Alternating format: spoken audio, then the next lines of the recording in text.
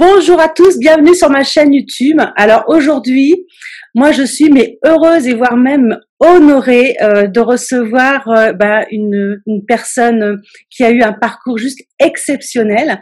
Alors pour les amoureux du ballon rond, je pense que vous allez être enchantés, vous êtes contents parce que j'ai à côté de moi un grand monsieur qui a commencé le football au sein du club sénégalais. Alors j'ai pris mes fiches parce que je veux pas me tromper. Il a commencé donc le football au sein du club sénégalais de l'Entente Sportive Ouakam.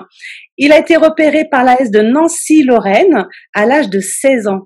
Là, il a commencé sa carrière professionnelle. Lors de la saison 2004-2005, il est considéré comme un des meilleurs défenseurs de Ligue 2. Il devient un des piliers aussi de l'AS Nancy-Lorraine. En 2007, il a été transféré en Ukraine à la Dynamo de Kiev, au Dynamo de Kiev. Je pense qu'on ne dit pas à la Dynamo de Kiev. Où là, il a disputé quand même la Ligue des Champions. Il a rejoint l'AS Saint-Étienne, également l'Olympique Lyonnais. Ensuite, il est parti en Espagne avec le club Grenade CF. En 2015, il va jouer en Turquie. Vous imaginez un peu ce parcours, hein. En 2015, il va jouer en Turquie avec le club de Kayseri. Alors, Erciyesspor, j'espère que je me trompe pas la prononciation. Et ensuite, le Kayserispor. Mais waouh, quel parcours exceptionnel. Je suis heureuse de vous présenter monsieur Papé Diakhaté. Et vraiment, c'est un honneur pour moi que tu aies accepté de venir être interviewé. Donc, bonjour Papé. Bonjour. Déjà, le plaisir est pour moi. Ça fait toujours plaisir, en tout cas, d'avoir ce genre d'entretien, parce qu'il y a des gens aussi qui aimeraient avoir de nos nouvelles. Donc, c'est le cas, et je tenais aussi à souhaiter une très bonne année à tous, parce que voilà, on vit des temps difficiles sur le plan sanitaire. Donc, en tout cas, voilà, aussi souhaiter une bonne année pleine de santé, beaucoup d'amour, beaucoup de paix et beaucoup de joie surtout. Voilà. C'est clair, tout à fait, tu as tout à fait raison, Exact. Si je dois finir sur ta carrière professionnelle, tu as terminé ta carrière en 2017-2018 au FC de Lunéville. Tu me dis si je me trompe pas, au club de CFA2. Exact, c'est ça. Super. Et donc la saison suivante, tu as choisi de revêtir ton costume de coach pour entraîner l'AMS du Haut-de-Lièvre, le club de quartier-lancéen en Régional 3. Et maintenant à l'US de Vendeuvre, donc en Régional 1 depuis la saison 2019-2020. Exactement, c'est ça. En fait, je tenais, en tout cas, quand j'ai commencé avec Nancy, ma carrière, je tenais à finir à Nancy. Donc ma dernière année professionnelle, je l'ai fait avec Nancy, et Lunéville m'avait proposé, en tout cas, un challenge intéressant en accompagnant les jeunes. Et puis aussi à commencer une carrière d'entraîneur en entraînant les U19. Ce que j'ai fait après, sur le plan footballistique, en tout cas, moi, au bout d'un mois, je voulais arrêter, mais continuer en tout cas ma carrière d'entraîneur. Et comme dans toute carrière, en tout cas, il faut se renouveler, parce qu'une carrière d'ancien footballeur ne veut pas signifier forcément une bonne carrière d'entraîneur. Donc pour ça, il faut avoir l'humilité de retourner apprendre. Ce que j'ai fait, c'est de retourner, d'aller passer mes diplômes, donc, et puis apprendre le métier, parce que c'est quelque chose aussi de très difficile, de très prenant au niveau du temps, parce qu'on a fait une carrière. Donc, en ayant une famille aussi, on les a pas trop vus, les enfants, madame. Donc forcément aussi, voilà, en se retournant vers une nouvelle carrière d'entraîneur, on est obligé aussi de discuter avec la famille, de voir ce qu'ils en pensent. Et j'ai la chance aussi d'avoir une épouse qui me soutient et qui me pousse aussi sur ce plan-là, parce qu'elle sait que voilà, toute ma vie a été dédiée à ça. Donc voilà, c'est vrai qu'elle m'aide beaucoup par rapport à ça, et me motive aussi tous les jours. Donc ça aussi, c'est très important. C'est clair, c'est très très important. Je voulais juste savoir, tu es aussi consultant dans une émission. Tu faisais sur Paris et maintenant tu le fais sur Nancy, c'est ça? Oui, en fait, j'étais consultant pour une émission qui s'appelait 100% Ligue 1 qui se faisait à Paris. Et puis voilà, avec la pandémie, avec mes diplômes que je passais aussi, c'était très difficile de faire tout le temps les allers-retours aussi. Donc du coup, voilà, France Bleu aussi m'a proposé en tout cas de faire en tout cas presque la même émission qui parlait de foot et qui parlait surtout aussi de l'AS Nancy Lorraine. Donc ça s'appelle 100% ASNL, donc ça parle vraiment de l'actualité du club de Nancy. Donc voilà, que demander de plus, moi qui fais partie de la maison, qui a été formé ici. Donc voilà. C'est comme la boucle est bouclée, c'est super. Exactement, Ouais, exactement. c'est génial. Bravo en tout cas. Exactement. Oui. Alors moi, je me suis préparé quelques petites questions parce que je sais que sur ma chaîne, il y a plein de personnes qui vont te regarder et je suis convaincue que tu vas impacter des gens, c'est une certitude. Et moi, j'ai une question qui m'interpelle, c'est est-ce que tu aurais pensé vraiment un jour avoir un parcours aussi exceptionnel? Avoir un parcours aussi exceptionnel, peut-être non, mais en tout cas, j'ai toujours voulu devenir un footballeur professionnel depuis que je suis tout petit. C'est vrai que moi, j'ai eu la chance, en tout cas, d'être né dans une famille de sportifs. Donc, j'ai eu un grand frère qui a joué l'équivalent aujourd'hui de la Ligue des champions africaine. Donc, il a été jusqu'en quart de finale. J'ai eu aussi des cousins qui ont joué pareil. Ils ont joué ensemble dans la même équipe. Donc, forcément, j'ai grandi entre eux. Ils m'amenaient à l'entraînement tout petit. Et j'ai grandi, en tout cas, et été baigné par ça. Et mon père aussi était un ancien champion de lutte au Sénégal. Donc, forcément, le fait, en tout cas, d'avoir été baigné dans cette atmosphère-là de sport et on va dire de se challenger tous les jours, grandir avec des frères et des cousins qui te challengent tout le temps. Ah, ça, tu peux pas, ça, tu peux. Moi, j'ai grandi avec ça. Et forcément aussi, ça m'a forgé un caractère qui a fait que, en tout cas, quand l'opportunité c'est proposé, je l'ai saisi. Et puis, dès que je suis arrivé ici, je me suis dit, bon, là, on m'améliore tout. Donc, forcément, c'est ça que je vais devenir et je le deviendrai, quoi. Génial.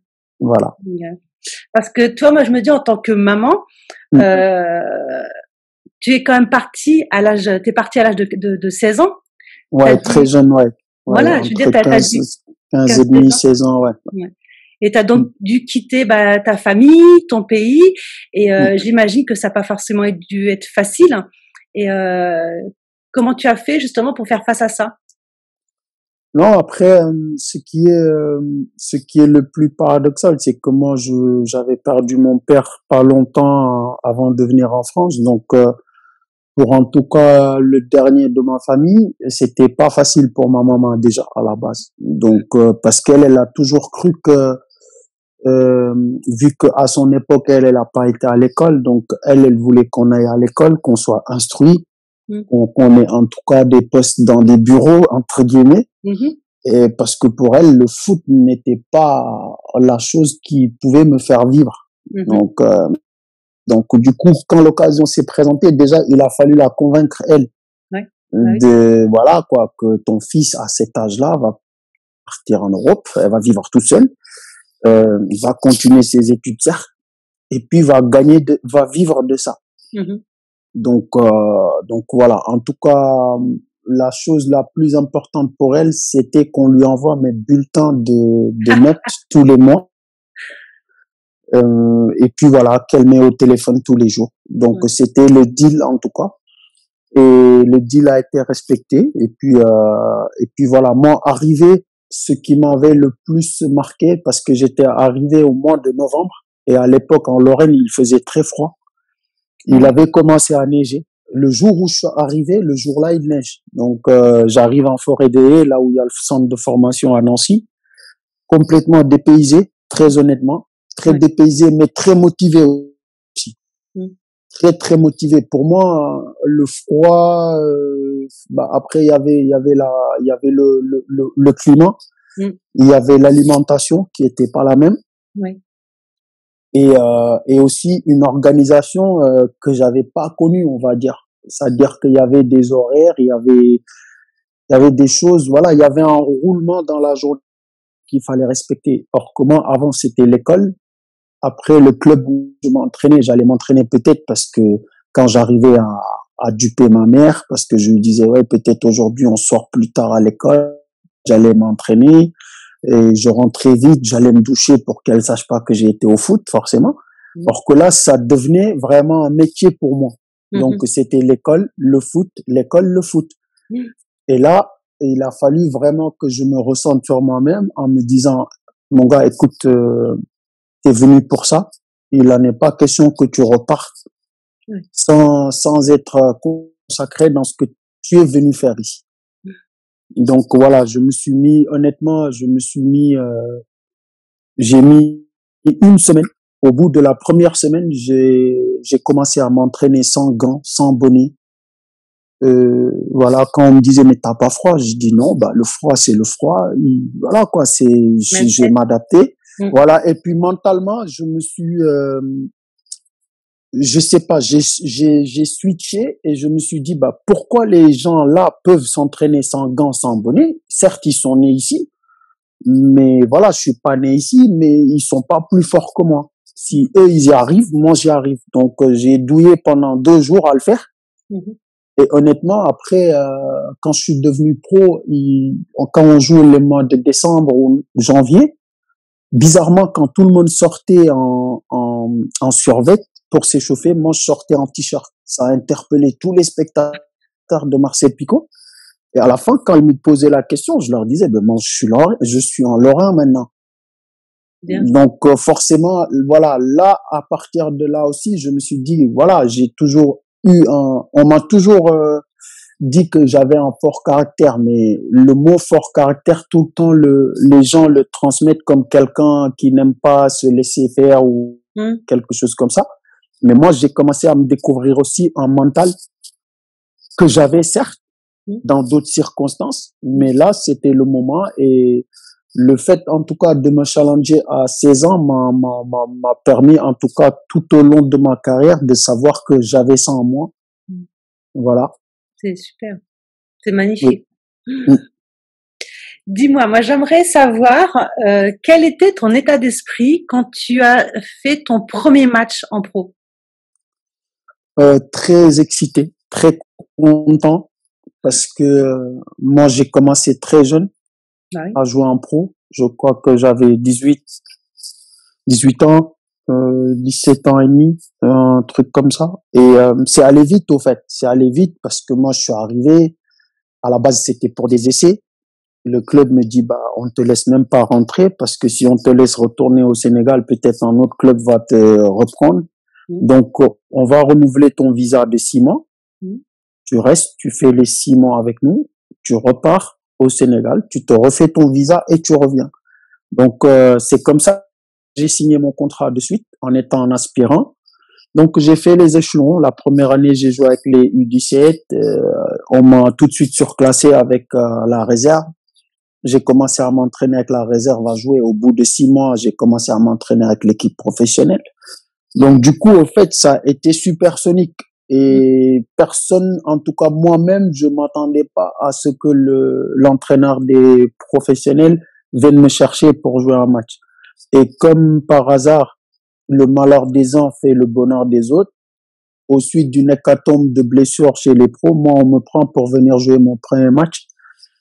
Et honnêtement, j'étais très content, très excité, et puis avoir aussi une énorme pression, parce que je me disais que voilà, là, on te donne l'opportunité, en tout cas, de te montrer, de montrer ce que tu vaux, et puis aussi, c'est le moment d'y rester, de ne plus repartir au centre avec les copains certes de ton âge, mais voilà, c'est un moment, déjà on t'a surclassé avec la réserve, donc ça veut dire que tu as les qualités. Et voilà, et ça s'est super bien passé et j'étais très fier aussi de moi à la fin, quoi. Ouais, ce que j'allais dire, tu dois avoir une certaine fierté, c'est clair. Exactement, exactement. C'est clair. Alors, quelles sont les épreuves que tu as subies pendant tout ton parcours? Parce que j'imagine que tu as dû avoir des épreuves. Et je voudrais savoir, qu'est-ce que tu as mis en place pour faire face à toutes tes épreuves? Bon, je pense que pour un sportif de haut niveau, l'épreuve le plus marquant est la blessure. Oui. C'est vrai que moi, j'en ai eu plein et des graves surtout. Moi, j'ai jamais eu de blessure d'un mois ou d'une semaine. Moi, c'était à partir de 6, 4, 5. Donc voilà, la première fut une rupture partielle du genou droit, du ligament croisé. Mm. Et, et au moment-là, j'étais en tout cas en plein essor, un transfert même peut-être qui a été avorté suite à ça. Mais j'étais jeune, donc forcément, on le prend autrement. On est très déçu. On est, on est énervé contre le monde entier parce que quand on est jeune, qu'on a commencé, qu'on a fait sa place et qu'une blessure vous freine, on en veut à tout le monde. Mm. Moi, je me suis réfugié aussi. Je suis quelqu'un de très croyant, donc forcément, je me suis retrouvé avec moi-même. Donc voilà, je me suis dit toute épreuve, en tout cas que Dieu met devant nous, c'est pour un bien et non pas pour un mal. Donc c'est reculer pour mieux sauter. Donc c'est le moment, en tout cas pour moi, de récupérer, de bosser plus que les autres. Donc quand tout le monde est rentré à l'époque en vacances d'été, moi je suis resté au club avec un kiné et un préparateur physique et j'ai bossé comme pas possible. Et c'est cette année-là que j'ai été élu meilleur défenseur de Ligue 2. J'ai été dans l'équipe type de Ligue 2 et plein de portes se sont ouvertes. Et voilà, donc je me suis dit juste, il y a un proverbe qui dit chez nous, Dieu ne ferme pas toutes les portes et les fenêtres. Il va entrouvrir au moins une fenêtre pour toi. Il y aura de la lumière, donc ne t'affole pas et ne te précipite pas, les choses vont se faire calmement. Et c'est comme ça que je l'ai prise, au fait. Mais c'est beau ce que tu dis parce que bon, ceux qui me suivent savent que moi aussi j'ai vécu des grandes épreuves et notamment ma fille qui est handicapée et que je l'ai su vraiment qu'à la naissance. Et je dis toujours, bah, ça a été ma plus grande épreuve, mais je dis toujours que derrière une épreuve, il y a toujours un cadeau. Toujours. Et là, tu es en train de le dire, donc ça me touche. Parce que c'est quelque chose que j'en parle vraiment à beaucoup de personnes parce qu'il y en a tout le monde des épreuves. Je dis toujours, peu importe l'épreuve, qu'elle soit grande ou petite, peu importe. Derrière, il y a un cadeau, donc il faut toujours. Ouais, donc vraiment, ça me touche que tu te dis ça parce que c'est vraiment ça en plus. Hein. Exactement. Ah là là. Dis-moi, je voudrais te dire, si j'avais une baguette magique. Oui. Et que je te disais, tiens, papé, aujourd'hui, là, je te ramène dans le passé, tu te retrouves face à toi quand tu avais 15 ans et demi, 16 ans, où ça y est, tu vas signer ton contrat pro pour partir en France. Qu'est-ce que tu te dirais? Qu'est-ce que tu dirais à ce jeune garçon? Je lui dirais déjà d'être conscient de la chance qu'il a, d'être fier de lui et puis de ne jamais regretter le bien qu'il a fait pour ses proches, pour sa famille et même pour les autres. Parce que dans la vie, des fois, souvent, on fait le bien, on l'a fait pour des gens même qu'on n'a pas connus, mais souvent, les gens attendent un retour, forcément. Et moi, c'est vrai que moi, j'ai toujours été quelqu'un de très ouvert, de très généreux. J'ai jamais attendu de la reconnaissance ou quoi que ce soit. Et je veux garder en tout cas l'insouciance là que j'ai toujours eue, que la vie d'aujourd'hui ne me l'enlève pas. Parce qu'aujourd'hui, tout le monde se craint, tout le monde essaie de se protéger. C'est vrai que maintenant, je suis père de famille, donc je vois la vie autrement aussi. J'ai des enfants à protéger, j'ai une famille à protéger, mais en tout cas, l'insouciance là que j'avais plus jeune, de le garder toujours. Voilà, qu'elle ne parte pas. Voilà. Et puis aussi, je sais pas, j'aurais aimé que mon père vive tout ça avec nous. Ouais. Parce que je sais que, voilà, il serait fier de moi et qu'aussi qu'il serait très content pour moi parce que, certes, lui, ça a été un lutteur, mais il savait l'amour que j'avais pour le foot et il a toujours rêvé, en tout cas, que Il a toujours souhaité et prié pour que je vive mes rêves. Donc, j'aurais aimé qu'il soit là et qu'il le vive comme j'ai pu le vivre avec ma mère qui est venue me rendre visite et vivre aussi, voilà, quoi, ma passion et la carrière que j'ai faite. Voilà, le partage avec lui. Exactement. Tout Voilà. à fait. Dis-moi, une dernière question. Aujourd'hui, quel conseil tu donnerais à la nouvelle génération qui désire réaliser un parcours comme toi tu l'as fait, cette nouvelle génération? De croire en leurs rêves, et puis de faire attention, de faire très attention à qui ils pourraient faire confiance. Parce que si aujourd'hui j'ai vu pas mal de jeunes que je croise ici dans la ville qui sont venus avec des faux agents, qui les ont plantés au bout d'un mois, les gamins n'avaient plus rien, dormaient sous des ponts ou étaient accueillis dans des centres sociaux. Et c'est vrai que voilà, quand tu te retrouves à vouloir vivre un rêve qui se tourne en cauchemar, c'est très très très désolant et très triste. Et moi, quand je les vois, je suis très triste. Donc, je leur dirais de faire attention. Je leur dirais aussi que voilà, les rêves. Souvent, on dit oui, moi je rêve de quelque chose, mais les rêves au fait ne se réalisent jamais qu'en dormant. C'est en se levant, en travaillant dur, en croyant aussi en ses qualités. Parce que voilà, moi j'ai toujours fait par exemple 2 sessions d'entraînement. Même quand j'en avais une, l'après-midi, après ma sieste, j'allais en faire une personnellement. Parce que je me disais que voilà, c'est qu'en travaillant que je peux atteindre mes objectifs. Déjà, on fait un métier très difficile. Le foot, quand on le choisit, ou même le sport en général, quand on choisit de le faire, on le fait pas dans un bureau. J'ai rien contre les gens qui travaillent dans un bureau. Au contraire, je les respecte. Mais eux, quand ils vont faire une erreur, ils l'ont fait devant leur ordi ou devant une imprimante. Ils s'en rendent compte. Ils ont le temps. Sauf que nous, il n'y a pas le temps. Nous, il n'y a pas le temps. Tu le fais en instantané et les critiques aussi, elles sont en instantané et elles font mal. Elles font pas mal qu'à nous, mais elles font mal à nos familles aussi qui le vivent en direct dans les réseaux sociaux comme maintenant. Donc forcément, voilà, qu'ils travaillent et aussi qu'ils donnent un sens à leur métier.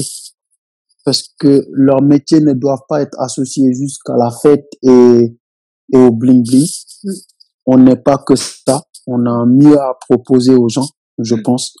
Donc forcément qu'ils pensent à ça, qu'ils pensent que c'est des ambassadeurs de leur pays déjà, mais de leur métier, parce que le foot, c'est un métier avant tout. Un métier parce que ils peuvent aider leurs parents, aider leurs proches à avoir une meilleure vie. Parce que moi, c'est comme ça que je l'ai vu en tout cas. Moi, je me suis dit, j'ai la chance en tout cas de pouvoir améliorer la vie de ma famille, de ma mère, de mes frères, de mes sœurs et de la mienne aussi. Et je me suis toujours battu pour ça. Donc, qu'ils n'oublient jamais où est-ce qu'ils sont.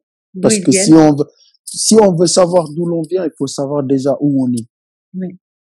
Donc ça, c'est très important. Quand tu arrives quelque part, il faut savoir où tu es, les règles, le fonctionnement de vie, être ouvert déjà, ne pas juger les autres, essayer de s'adapter au maximum.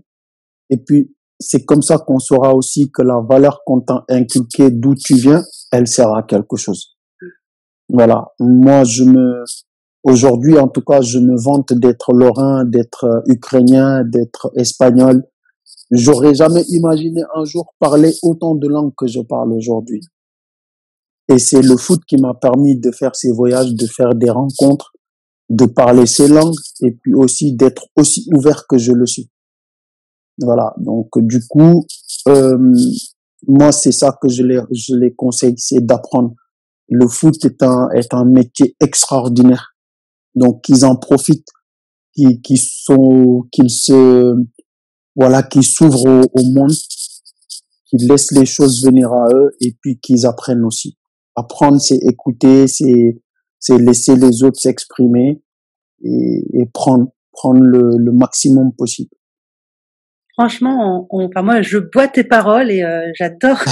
Et je suis convaincue que là, tu Ah, vas, mais t'es en train d'impacter plein de personnes et ça me fait vraiment très très très plaisir. Ça a été encore une fois un honneur de t'avoir eu. Je te remercie encore tout le beaucoup, plaisir est pour moi. Tout le vraiment. plaisir est pour moi et puis merci encore de l'invitation. Merci beaucoup. Eh ben écoute, moi je te souhaite une belle et longue vie, encore un long chemin. Merci beaucoup. J'imagine que tu as des projets là qui vont arriver. Oui, cette année, je suis en train de passer un diplôme qui s'appelle l'EDS, donc que je fais à l'INF Clairefontaine. Donc forcément, c'est un diplôme intermédiaire entre le haut niveau et le très haut niveau. Donc quand on l'a, on peut entraîner des équipes de haut niveau, soit dans des clubs amateurs qui jouent les compétitions nationales ou soit passer le diplôme d'après qui est le diplôme ultime, donc à savoir pouvoir entraîner une équipe professionnelle.